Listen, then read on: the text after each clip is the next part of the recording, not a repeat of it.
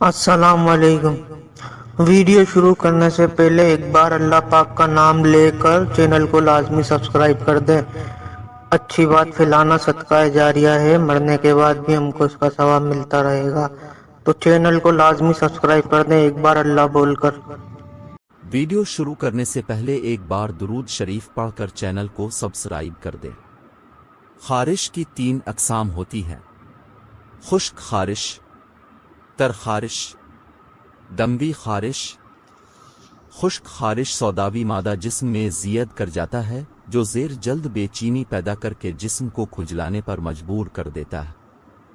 تر خارش اس قسم میں خون میں رطوبات کی زیادتی ہوتی ہے اور جلد کے مسام بند ہوتے ہیں تو رطوبات جلد میں فطور واقع کر کے پھنسیاں بننا شروع ہو جاتی ہیں۔ ان پھنسیوں سے پانی کی طرح سفید کبھی زرد ریم خارج ہوتی رہتی ہے۔ دموی خارش اس قسم میں خون میں جوش ہوتا ہے، جسم پہ سوئیاں چبھتی ہیں، کھجلانے سے جلد سرخ اور گرم ہو جاتی ہے۔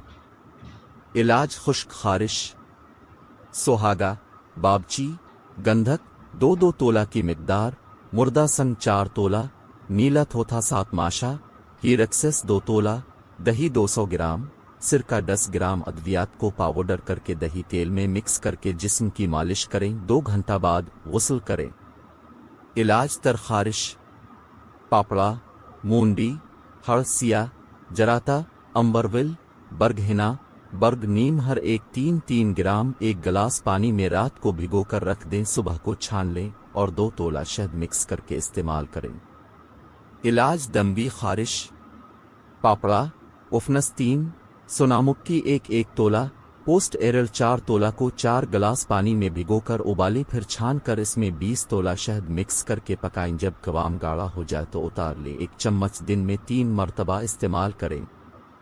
اگر آپ کو کسی بارے میں ویڈیو بنوانی ہے تو مجھے کمنٹس میں بتا دیں، میں اس پر بھی ویڈیو بنا دوں گا۔ آپ کو ہماری ویڈیو کیسی لگی ہے کمنٹس میں لازمی بتائیں۔ ویڈیو اچھی لگی ہو تو لائک کر دیں، شیئر کر دیں تاکہ دوسروں کو بھی فائدہ ہو سکے۔ چینل